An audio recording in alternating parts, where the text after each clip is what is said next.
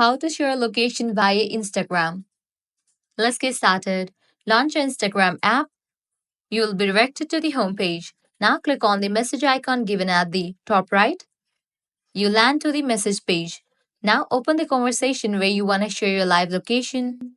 Just launch it. Once you open your conversation, now at the bottom you're going to see the message box, and at the right of it you're going to find different icon.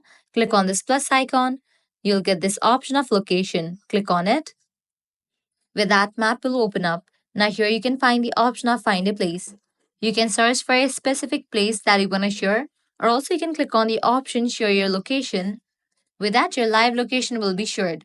So this way you can easily share a location via Instagram. By following the same steps, you can easily share a location to other Instagram users. So that's a wrap for this video. If this guide helped you out, don't forget to like, share, and subscribe. Thanks for watching.